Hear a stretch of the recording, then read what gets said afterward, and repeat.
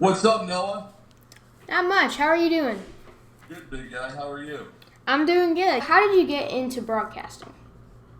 So I didn't get into broadcasting until I was in college, which is a little bit later than you're getting into it. I wish I knew that I wanted to do it at your age, but I got into it when I was in college. I was new and I was just looking for some activities to do to meet some friends.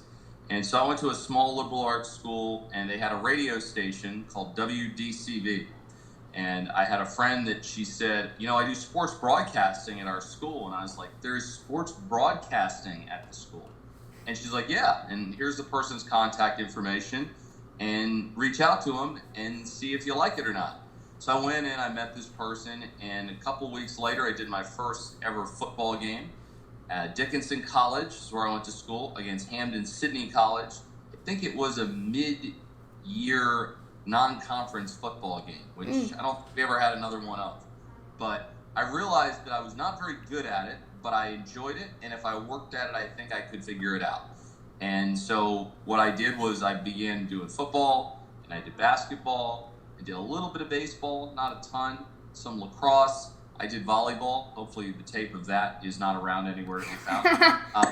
But yeah, it was that's how I started it, and then once I finished college, I ended up going to the minor leagues, and I started kind of bouncing around from place to place, which is what a lot of minor league broadcasters do. So I spent time in Texas, I spent time in Delaware, I spent time in Maryland, and when I was in Maryland, I worked for one of the Orioles farm clubs, and I was with them for a while, and then in the off season, I do a lot of work on television, and then that eventually got me an opportunity to do a little bit of work with them last year on Masson, doing some stuff for their pregame show and some other things that they were doing. And then that led to an opportunity to join them full-time this year, doing radio and television play-by-play. Yeah, and I also read in an article, is it true that you did a little bit of pro umpiring too? I did. Yeah, that was what I did actually before I started doing broadcasting in minor league baseball. I did it when I was a kid, and it was the kind of just like when you're a kid. I don't know if you have a job yet where you work at the grocery store or do something like that. It sounds like broadcasting has kind of become your gig already. Yeah. Right? About do something that you enjoy. But yeah, that was the job that I had when I was a kid, and it was really good for a lot of reasons. I was actually pretty good at it. So when I was in college, I actually umpired college baseball, which is pretty unusual. And so I went from there to professional umpire school, and I had a knack for it. I was pretty good at it, and I spent a year in the Gulf Coast League down in Florida, which is really hot, as you know, being from there.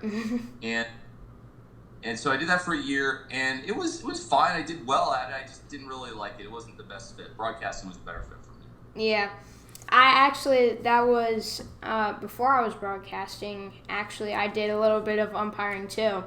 Oh, really? That's cool. Yeah, home plate. That's where I was at. Nice. That's where you do your thing. Yeah, you got to be good calling balls and strikes. Oh yeah, I nearly got to eject a guy at 12 years old. Oh man. That's well, I pretty. guarantee you, when you ejected a guy at 12 and I ejected a guy when I was probably 19 or so, it was less paperwork for you. I had to write something up afterwards about it. That wasn't so much fun. Yeah, I nearly did. I didn't work up the nerve, but I really think I should have. Anyways, so what are some challenges you faced to get to where you are now? I think we all kind of face them. I mean, you've had Len Casper on your show, and you've had Boog Shambi on your show, and they kind of know what it's all about as well, where you have these times where you don't think you're going to make it. And you have times where you doubt yourself, and you doubt how good you are, and I think that's kind of natural for anybody going through what they're going through. But I'll say this, once you get to the major leagues, or once you get to a great opportunity like an ESPN or a Fox or a Turner or whatever, I think you realize that those are the experiences that make you stronger. And so when you deal with adversity at this level, or when you deal with other adversity along the way, it's going to be your reminder that you've already handled it and you can continue to handle it. But I'd say that, like, some of the struggles were just like figuring out, like, how am I gonna find a way to make it? And I think a lot of it comes down to just, number one, reminding yourself that you're good enough to be there. Number two, finding people that are going to be honest with you, that will tell you the truth and how you're going to improve and what you need to do to get to where you want to go. You need a little bit of luck in there as well. But I think that's where also being a nice guy comes into play and being a good person. If you work hard and you have talent and you're a good person, I often feel like it works out. It may not work out as fast as you want it to work out, but I really believe that it does, and it gives you the best chance. That was kind of the approach that I took. Yeah, oops. There. I got my questions on my iPad here and trying That's okay. So, yeah, I know one of the things, I was talking to Rich Hollenberg. It was one of my interviews. He's a broadcaster for the Rays. Yep. One of his advice was just say yes to everything. He had ESPN asked him if he had ever broadcasted college basketball, so he faked a tape of a real game, and he was able to get into that. But yeah, I know this is something I've already dealt with a lot. Going through adversity, doubting yourself. It's definitely a big thing, but I totally agree with you. It does make you stronger and better as a broadcaster, and it really does help a lot. I agree with you on that. There's not many broadcasters that have not dealt with some kind of adversity to get to where they want to go. And for those that have, I would love to meet them because I don't know too many that haven't dealt with adversity at some point. It might be smaller adversity. Some people might deal with bigger adversity, but I haven't really met a whole lot that haven't. And I'll tell you this as well. If you ever write a book about your broadcasting career and there's nothing about adversity in there, people probably aren't going to read it because most people in any walk of life are going to have encountered some kind of adversity, and that's what makes them stronger. Yes, it really does. And so both of us dealt with adversity. We were both set to start broadcasting baseball. I didn't get that chance. You have your first season with the Orioles. And so what has this experience been like for you, and what is the difference between broadcasting Major League Baseball versus minor league? Those are two really good questions. I'll say that the first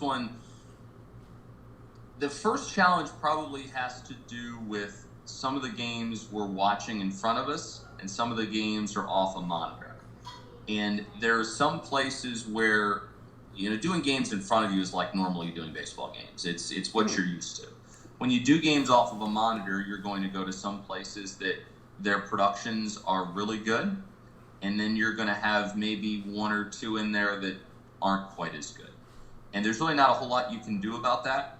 Expect to be prepared and professional and calm. I think that's one of the most important things as a play-by-play broadcaster that you have to be is calm. Like I try and be pretty flatline most of the time when I'm doing a game. So if something happens, I can just deal with it. And if something doesn't go well, then you have to be able to move on and quickly turn the page. Because, I don't know if you've ever heard Mike Keith's story. Mike Keith is the broadcaster for the Tennessee Titans. And he told this great story on Joel Gadett's play-by-play cast, which I don't know if that's a podcast that you listen to or not, but it's a really good one. So if you ever get a chance to take a listen to it.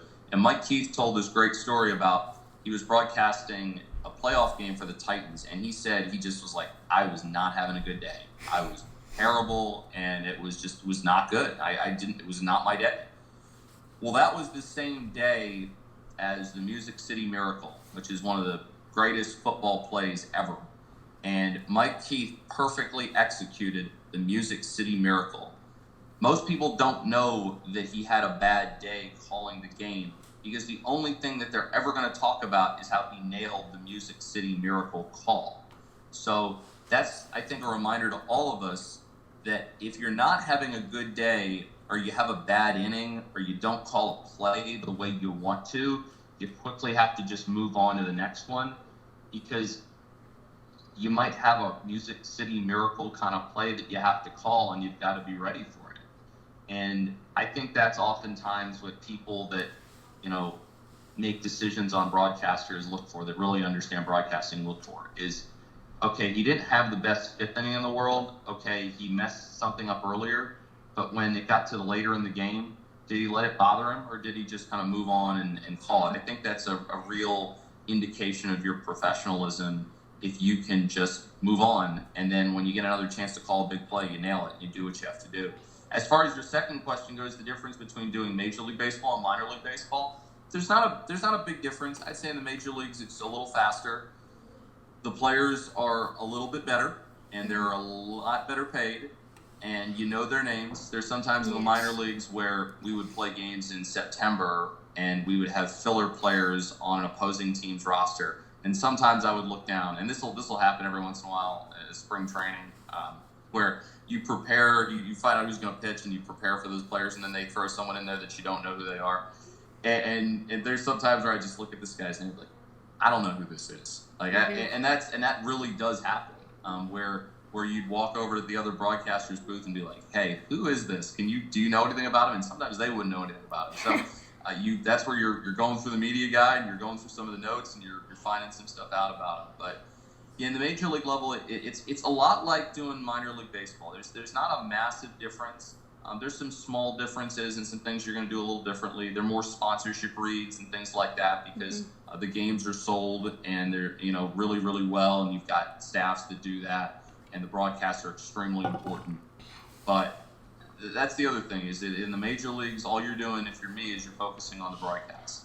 If you're in the minor leagues, you're usually doing the broadcast, you're doing PR, you're doing marketing, you might be doing sales. There's a whole lot of things. So sometimes the broadcast is actually a little bit of an afterthought. But yeah, I think that the experience I had in the minor leagues really prepared me well for the major leagues because it taught me how to do everything, and it taught me how to do really good work when sometimes I didn't have a whole lot of time to prepare what I wanted to prepare. Yeah, and there's definitely broadcast can go. Oops, coffee. Broadcast can go. You talked about the productions. I had the state, the first round of state, like in the big arena, and this is a big game. And then suddenly, my broadcast cut out, and I had 5 minutes during the game where I'm just like, oh my gosh. I just switched to a different platform, get it out on Twitter, and then still try to execute the game. And so that was pretty crazy, but in the end, I was able to deal with it and get it done. But that was pretty crazy. And so, and a lot of a broadcast is pregame preparation and pregame routines. So I was wondering, how do you prepare for games, and what are your pregame routines? Great question again, and I've got my scorebook in front of me. I don't know if you'll be able how well you'll be able to see it, but I'll still at least give it a shot here. Here is one of my last pages that I did. This was an Orioles game that we played against the Tampa Bay Rays when we were on the road. This is a game that we faced Tyler Glasnow from the Rays, actually. So we'll give you a Florida team. But what I do is my preparation starts in the morning. I try and take a couple hours to have for myself when I get up. So like before I did this interview with you, I had to go to the grocery store. So I'll typically take a few hours. I might do some reading. I'll usually put on MLB Network and do a little bit of watching of that as I'm kind of getting myself ready for my day.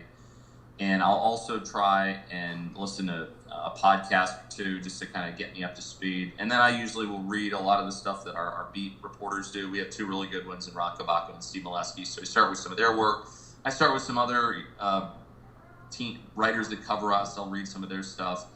And then I've got I do Google Docs. That's how I do my prep on both teams. So I have tabs that I can hit on when I'm doing a broadcast, and I'll just add different things to them. I will typically talk to the opposing broadcaster at some point, or one of the opposing broadcasters. Sometimes we'll just do a big Orioles broadcast Zoom where it'll be me and maybe Scott Garceau, and then whoever I'm broadcasting with, and Ben McDonald or Mike Bordick. And then we'll all get together and we'll exchange some notes and information about our respective teams. The nice thing is that being an Orioles broadcaster and the way most major league broadcasts work is that you're talking about the Orioles most of the time, but you also want to know about some of the other characters on the other teams, so that way that if something happens, you can provide a little bit of context. Like I might not tell you, we just played the Mets. I'm not going to probably tell you Michael Conforto's story, but I'm going to probably let you know that this is one of the best hitters in the National League right now. And so I do some preparation on the other team every day. I do preparation on us every day. I have a lot of reading to do. I read quite a bit, and I write some notes as I go along in my Google Docs, so that way I've got it. I have picture pages on everybody that I use, and I update those as we go along. So that way I'm prepared and ready to go. Like yesterday, for instance, I got my work done on Keegan Aiken, and he's going to start the second game of our doubleheader today. He's going to face Masahiro Tanaka in the second game. I just had Tanaka last week when I did the game on Masson. And then Garrett Cole, I also had on Masson last week, so I've got some work done on him, but I have to continue to finish that up. And then he's going to face Alex Cobb, who I got work done on him done last night. So I have stuff on the position players, stuff on the different pitchers that I'm going to see throughout the game. And then I've got some general just team notes, and some of it I'll write in my book. And then what I'll do is I'll get to the ballpark usually a couple hours beforehand when I'm allowed to go in. The rules are a little bit stricter this year just because of COVID-19. So we're playing the Yankees as we take this. And so what I'll do is I'll get there for our doubleheader today 2 hours beforehand, and I'll get into the booth and I'll get a lineup, and I'll I'll write it out, and I'll put in some stats, and I'll put in some different notes and things like that. And what I do is I take some of the stuff from my Google Doc and I'll fill it in based on what's relevant. Then I'll get the team's game notes. And then I have somebody else who sends me some different information, who's a research person who does a really good job and helps me out. And then I'll take some notes about the other team that he sends me, and then I'll usually maybe add a few of those in just in case I need them. And then Brandon Hyde, who is our manager, does media availability for us every day. And he is great. He's very honest. He's very helpful. And there's also a manager show that we tape for the radio when I do radio. And I will listen into that, and we will I'll make some notes based on some of the things that Brandon says. I usually have a few snacks with me. I don't really eat a big meal before the game, so I'll have something with that. And then we'll usually tape some parts of our pregame show beforehand, and so we'll get that all set up. And then once we near game time, I'll do the injury report, and I'll do the starting lineups, and off we go. So it's kind of a full day, and it takes probably, it takes, a couple hours to prepare before I even get to the park, and then it's a few more hours there. So, but this as a broadcaster, like your preparation kind of is always going on. Like it doesn't really ever stop. It's just, it's always ongoing. And so that's what most of my day is. It's preparing for my broadcast, and then sometimes looking ahead for some other ones. Yeah, I know. I just did Google Docs. I spent 3 hours working on notes for both teams.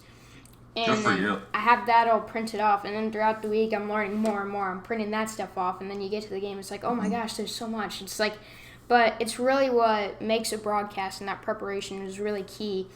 And so this kind of leads into the question, what are some broadcasting tips that you have for people like me who are interested in announcing? I would say number one, what you're talking about with your preparation for football, that's impressive. And that's exactly the kind of preparation that you want to have. I think 85% of this job is preparation. And if you're confident in your preparation, you're going to be more confident on the air, and you're going to be better at executing and doing the broadcast the way that you want to do it.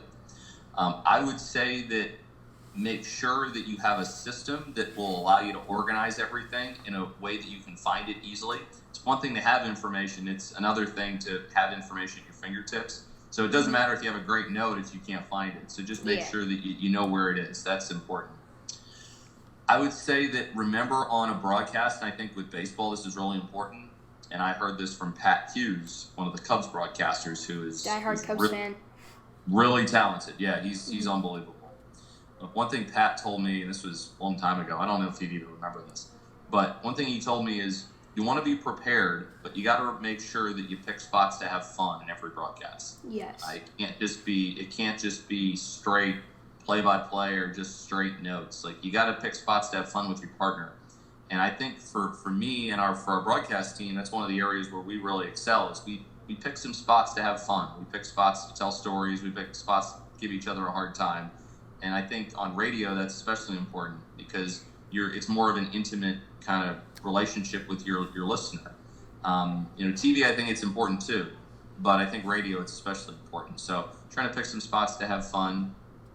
And, I would say that when you're doing a radio broadcast, just make sure you're saying the score a lot and just make sure you're resetting the game a lot and letting everybody know how you got to a certain point.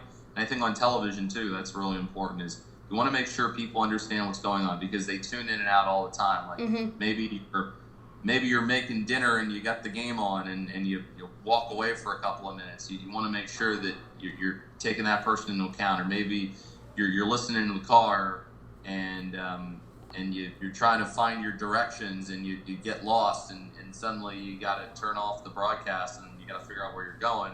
And you want to remember that that stuff happens a lot. So, but I'd say just be prepared, have fun, enjoy yourself, and pick out one thing every broadcast to improve on. I still do that, and I kind of have an idea as to what I want to get better at every game. And if you pick one thing a broadcast, then you're going to get really good in a really short period of time. It's when I think you try and pick out like 20 things to try and get better at, or 4 or 5 things, then you probably won't get better at any of them. So just stick with one thing to improve a broadcast, and find people that will help you out and mentor you and tell you the truth, because that's how we all really get better, is people giving us honest feedback that will help us. And when that feedback comes, like, realize that if they're telling you the truth and maybe it's some stuff you don't want to hear, realize they're doing it because they care. And I've got a number of people in my network who do that for me, and where we'll sit down and we'll listen to stuff. And sometimes I'll be like, well, I didn't really like how I did that, or I don't really like how I did that. It's good to do that every once in a while because it helps you get better at broadcasting. Yeah. And so you're mentioning a lot of Cubs guys here, which I think is really cool. I've been a diehard Cubs fan since birth. I know Brandon Hyde, I'm like, whoa. And Pat Hughes. Yeah. I would get my radio and have it on my clock next to my bed at night, and whenever my parents would send me down to bed, and I've been doing this forever, I would turn on the game and I'd listen to Pat and Ron and their broadcast to it. So broadcasting can really affect you, even if you don't want to do it when you grow up. These broadcasts create memories, and it's really fun to be a part of that. What does broadcasting mean to you, and what is it like being able to have this opportunity to create memories for so many other people? Man, you asked a lot of really good questions. It's so meaningful to me because I think it's the way that I connect with people. I think that when I'm broadcasting a game, it's me being who I really want to be. It's kind of me being at my best all the time. Like, I treat the listeners, the viewers, like they're my friends, and how I'm around my friends is how I am around the people that are watching or listening to the game. And I would say that it's my just kind of way of connecting with people. And you do it in the major leagues. It's on a much broader scale, and you got a bigger audience that you're trying to connect with. But they, I think, get to know you a little bit, and I think that's why baseball is unique, because people that are baseball broadcasters are like members of the family almost. And you talk about Pat and Len Casper and some of those guys, like they're like family members almost. You're welcome into your house, or you're on your car radio or anything, like, every day, and that's really important. People become kind of tied to you a little bit. So to me, it means connection. It means community. It means connecting with just a broad audience and a great group of people that really, for us, like, love the Orioles. Like, we, it's really cool to be, a big part of Birdland, and to bring them the game and to bring them the memories and the stuff that they're not going to forget. And for a year like this, it's especially important because people can't come to the games. And so making them, feel kind of just as good about the season as I think we're feeling about the season, and giving them something to be excited about. And we've done a pretty good job of doing that this year. That's the coolest part of what I get to do is to help them, kind of feel the passion of what's going on, and I hope my passion translates and makes them feel good about where the team is going. Yeah, and so I usually finish off interviews here with some would you rather. So you up for that? Sure. All right. So would you rather eat Mexican or Italian food? That's a tough one. So I like them both. I just had it the other night, so I'm going to go with Italian. All right. Last night too. I got to go Italian. Would you rather be able to fly, or would you rather be able to swim underwater and be able to breathe? Fly, definitely. All right, and the last one I'm going to do here, let's do broadcasting. Would you rather broadcast baseball, football, or basketball? That's a tough one because I like doing all of them, but because we're in baseball season right now and because we're approaching a really critical time, it's been a lot of fun, we're going to go with baseball. All right. Well, that's all I got for you. Thank you so much for taking the time to do this. I really appreciate it. Noah, thanks so much for having me. It's great to be with you, and best of luck. And we were talking beforehand. Good luck with your upcoming football broadcast. And good luck with the doubleheader tonight.